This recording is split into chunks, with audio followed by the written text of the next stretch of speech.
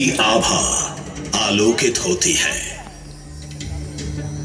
आपसे विनम्र अनुरोध है कि कृपया अपने मोबाइल फोन्स को साइलेंट मोड में डालें या स्विच ऑफ कर दें ताकि आप इस प्रस्तुति का संपूर्ण आनंद बिना किसी व्यवधान के उठा सकें। इस शो के प्रस्तुतकर्ता हैं उज्जैन स्मार्ट सिटी लिमिटेड। निष्पादक हैं मध्य प्रदेश पर्यटन। तो प्रस्तुत है महाकाल की शक्ति, उज्जैन की भक्ति।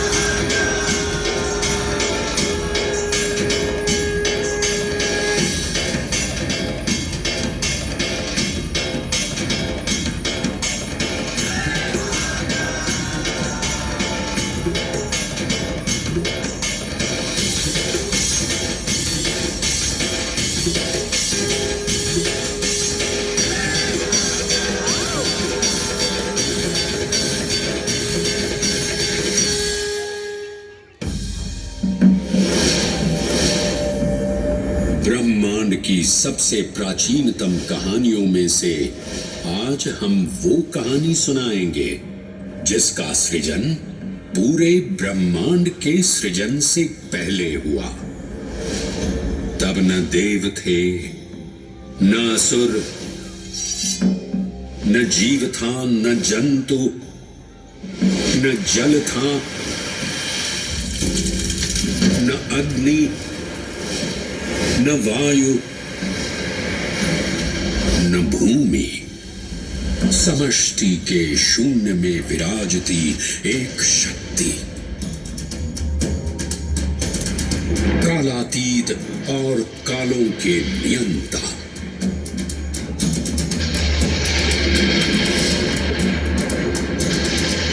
विधाता भी और विध्वंसक भी, अखंड, अचल, अविनाशी। ये कथा है उस महादेव के महाकाल स्वरूप की जो सृष्टि के आरंभ भी हैं और काल के आगमन भी हैं। वे ही काल के सृजनकर्ता और नियंत्रणकर्ता भी हैं।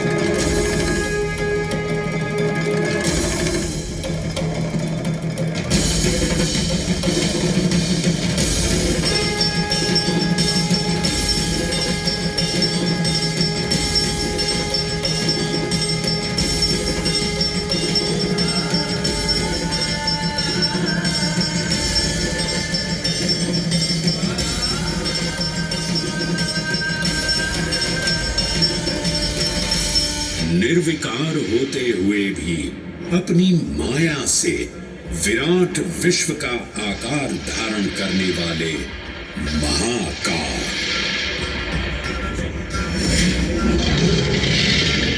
मेरुगिरी को धनुष और भगवान विष्णु को बाण बना दैत्यों के 3 पुरों का नाश करने वाले महाकाल। वो महाकाल जो तीनों लोकों में विद्यमान सभी शिवलिंगों में प्रधान है।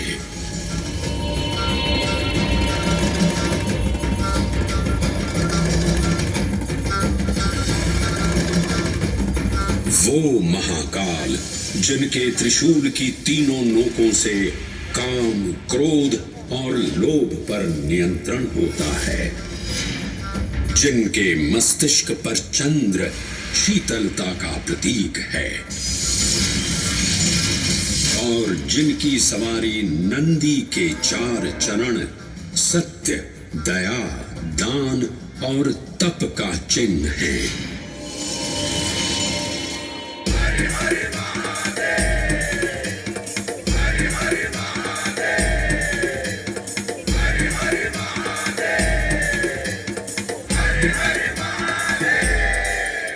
न पुण्यं न पापं न सौख्यं न दुःखं न मन्त्रो न तीर्थं न वेदा न यज्ञ अहं भोजनं नैव भोज्यं न भोक्ता चिदानन्दरूपः शिवोऽहं शिवोऽहम्।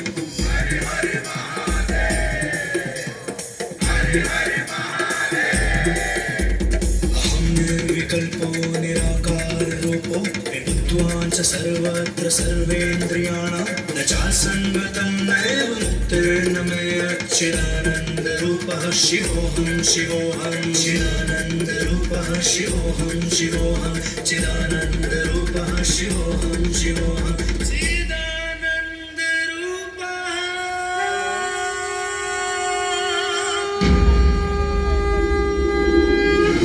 वराह पुराण में कहा गया है, नाभिदेशे महाकालस्तन्नाम्ना तत्र वै हरः, अर्थात नाभिदेश उज्जैन में स्थित भगवान महाकालेश्वर तीनों लोकों में पूजनीय हैं। आकाशे तारकामलिंगम पाताले हाटकेश्वरम मृत्युलोके महाकालम सर्वलिंगम नमोस्तुते। आकाश में तारक लिंग के रूप में, पाताल में हाटकेश्वर के रूप में और मृत्युलोक में महाकाल के रूप में स्थित भगवान शिव को प्रणाम। समस्त लिंग स्वरूपों में विद्यमान भगवान शिव को सादर नमस्कार। नाभिदेश उज्जैन का अटूट बंधन है महाकाल के साथ, जो महाकाल स्तोत्र में उल्लिखित है। उज्जयिन्यां महाकालम महाकालेश्वरम हरम महाकालम महायोगिनम नमामि पार्वती पतिं। तो चलिए मैं आपको कथा सुनाता हूँ इसी महान उज्जैन नगर की। उज्जैन, जिसे संस्कृत साहित्य में अवंतिका, विशाला, कुशस्थली, पद्मावती, कनकश्रृंगा, स्वर्णश्रृंगा, प्रतिकल्पा, कुमुदवती और अमरावती के नाम से पुकारा गया। उज्जैन, जो मनुष्य को मोक्ष प्रदान करने वाली 7 नगरियों में से एक है। उज्जैन, जहां 84 महादेव का आशीर्वाद प्राप्त है। उज्जैन, जिस पर सदा ही कृपा रहती है महाकाल की। यहाँ सतत क्षिप्रा नदी की निर्मल धारा बहती है। डमरू के नाद से जीवन को ऊर्जा मिलती है।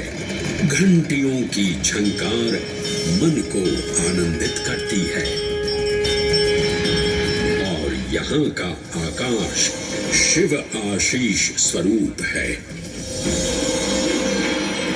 श्मशान ऊषर क्षेत्र पीठम तु मनमेव च पंचकत्र न लभ्यते महाकाल पुरद्दते। अर्थात यहाँ पर श्मशान, ऊषर यानी अनुपजाऊ भूमि, क्षेत्र अर्थात पवित्र भूमि, पीठ यानी शक्ति स्थान और मन अर्थात आध्यात्मिक शांति का स्थल पांचों एक ही स्थान पर उपलब्ध हैं। ये संयोग महाकाल की नगरी उज्जैन की महिमा को और गरिमामय बना देता है। उज्जैन के इस अलौकिक स्वरूप से प्रभावित हो महाकवि कालिदास अपने काव्य मेघदूत में लिखते हैं, हे जलधर, यदि महाकाल के मंदिर में समय से पहले तुम पहुंच जाओ तो तब तक वहां ठहर जाना जब तक सूर्य आंख से ओझल न हो जाए। शिव की संध्याकालीन आरती के समय नगाड़े जैसी मधुर ध्वनि करते हुए तुम्हें अपने धीर गंभीर गर्जनों का पूरा फल प्राप्त होगा। ये संध्या आरती जिसे कालिदास ने सराहा है अत्यंत महत्वपूर्ण है, क्योंकि ये वो प्रहर है जब सभी देवी देवता गंधर्व यहाँ उपस्थित होते हैं।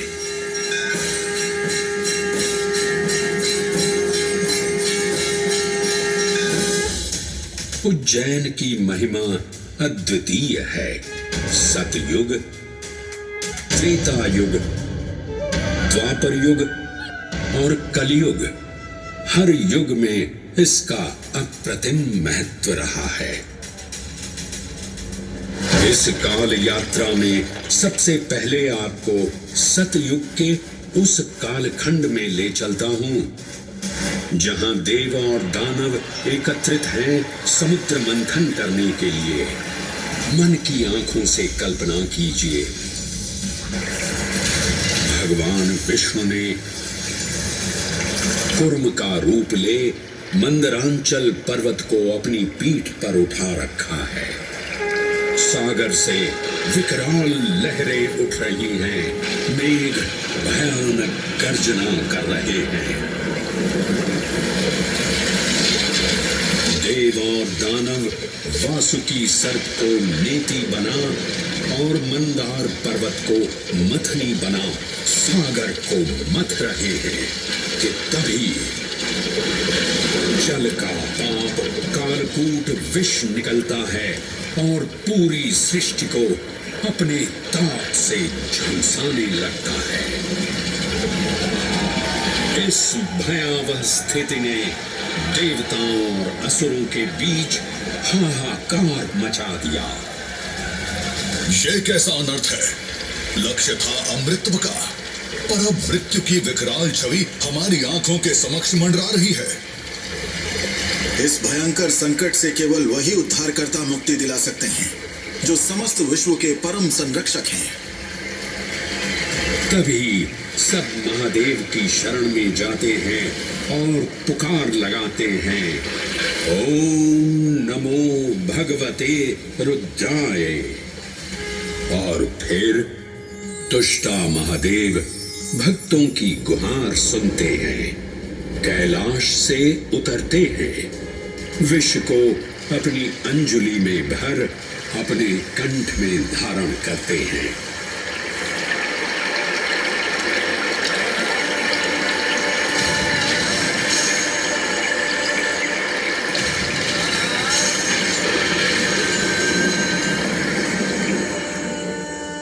अंततो गत्वा सागर मंथन से अमृत कलश प्रकट होता है। जैसे ही अमृत प्रकट हुआ, दानवों ने इसे केवल अपने आधिपत्य में लेने की आकांक्षा प्रकट की और संघर्ष छिड़ गया। आज यदि हम इस अमृत को प्राप्त कर सकें तो हम देवताओं पर हमेशा के लिए प्रभुत्व स्थापित कर पाएंगे। अमृत अपात्र हाथों में ना जा पाए, क्योंकि ये अपनी शक्ति का असीम दुरुपयोग करेंगे। इस अराजकता के परिणाम स्वरूप अमृत की कुछ बूंदें छलकी और पृथ्वी तक पहुंच गई। 4 स्थलों पर स्पर्श हुआ इन बूंदों का। हरिद्वार, प्रयागराज, नासिक और उज्जैन। अमृत की इन्हीं बूंदों के कारण उज्जैन में हर 12 वर्ष पर कुंभ सिंहस्थ मेले का आयोजन होता है। भगवान शिव की लीला देखिए, लोक कल्याण के लिए स्वयं विषपान किया और अपनी नगरी पर अमृत वर्षा करवाई। अमृत की पावन बूंदों से अभिसिंचित ये दिव्य उज्जैन भूमि रामायण के पृष्ठों में भी सम्मिलित हुई। सतयुग के बाद त्रेता युग में माता सीता की खोज में वानर सेना का यहाँ आगमन हुआ।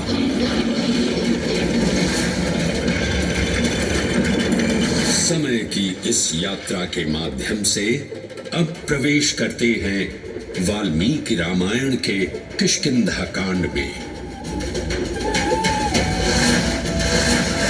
जब वानर राजा सुग्रीव अपने यूथ पतियों से सभी प्रमुख स्थानों पर जाने के लिए कहते हैं और उन्हें अवंती नगर यानी उज्जैन जाने का आदेश भी देते हैं।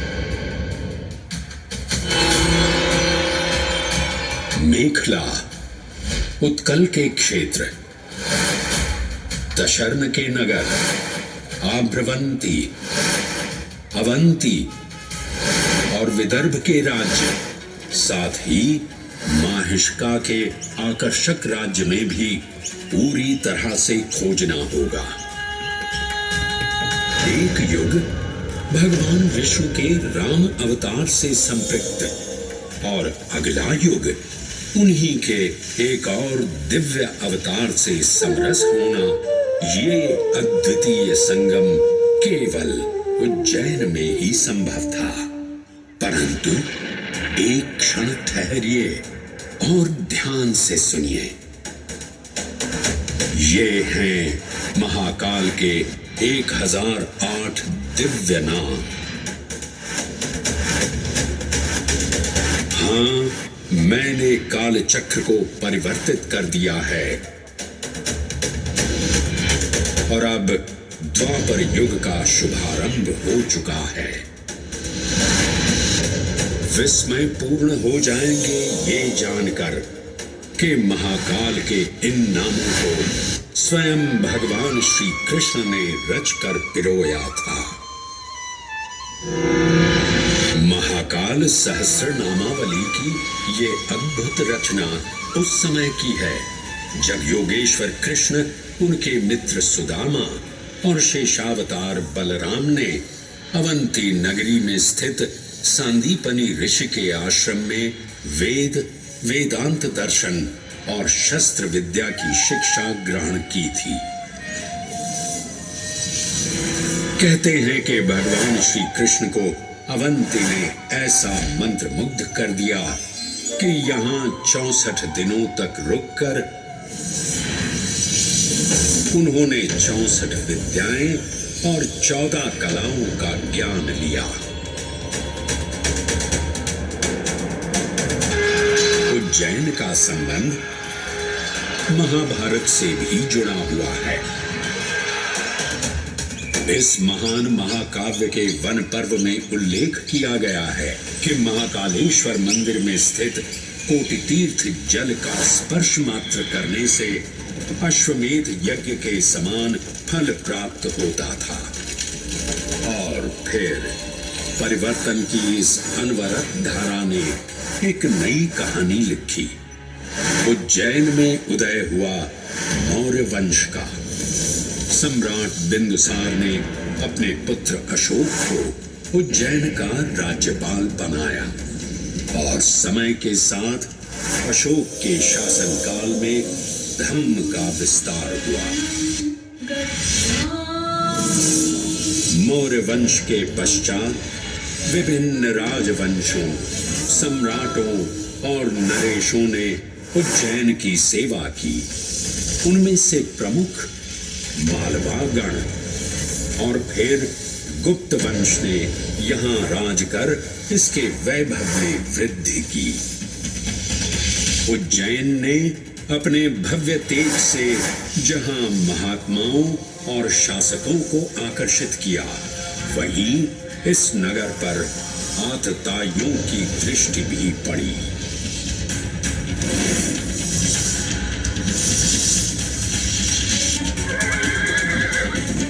शक मध्य एशिया की खानाबदोश जनजाति थी, जिन्होंने उत्तर पश्चिमी और मध्य भारत के कुछ हिस्सों पर आक्रमण कर अपना शासन स्थापित किया।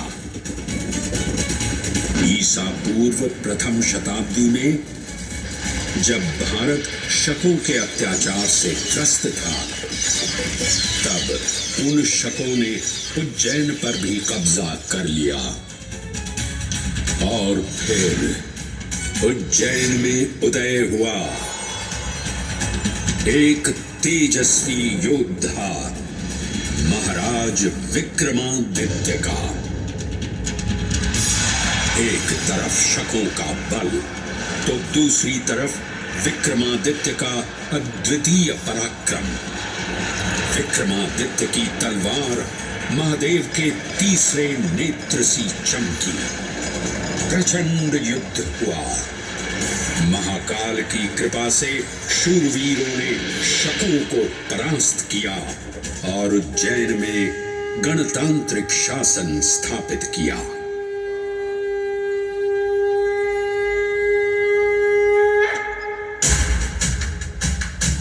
इन्हीं महाबली विक्रमादित्य की राज्यसभा महाकाल मंदिर में ही प्रतिष्ठापित थी। आज भी इस मंदिर की घंटियों में विक्रमादित्य की वीरता और शौर्य की प्रतिध्वनि गुंजायमान होती है। राजा विक्रमादित्य और शकों के मध्य हुए युद्ध ने उज्जैन को कालचक्र से अभिन्न रूप से जोड़ दिया, क्योंकि जिस दिन उनको विजय प्राप्त हुई, उस गौरवशाली उपलब्धि के सम्मान में एक नवीन पंचांग का शुभारंभ किया गया, विक्रम संवत पंचांग। आज भी कई हिंदू पर्व और धार्मिक अनुष्ठान विक्रम संवत पर आधारित हैं।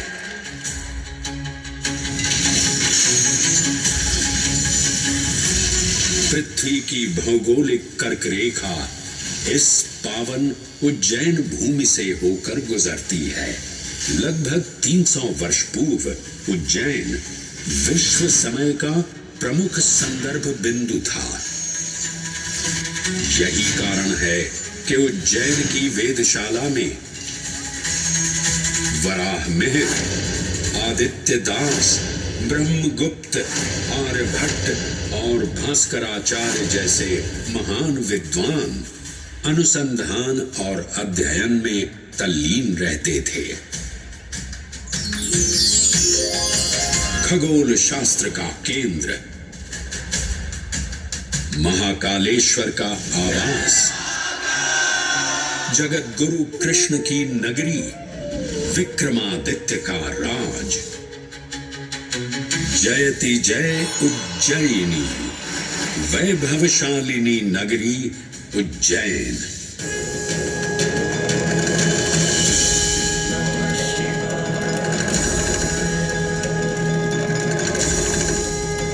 श्वासों को शिव मंत्र से अलंकृत कर, मन को भाव की गंगा से निर्मल कर, जो भी उज्जैन में महादेव की शरण लेता है, उसका कल्याण होना निश्चित है। आज सुनी सबने गाथा महाकाल की, दर्शन जिनके दुर्लभ हैं, नमन करे जिन्हें काल भी, चरण में जिनके है बसा। ये समस्त संसार कभी नहीं देखा होगा धरती पर ऐसा चमत्कार।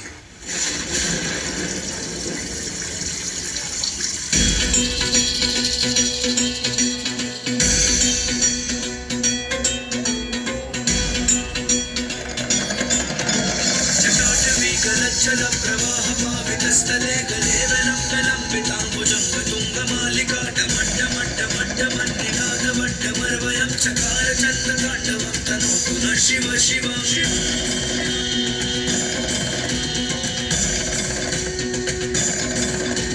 जटाकटाः सभ्रमभ्रमन्निलिम्ब निर्झरी विलोलवीचि वल्लरी विराजमान मूर्धनि धग धग धग चलल्ललाट पट्ट पावके किशोर चन्द्रशेखर रति प्रतीक्षणम्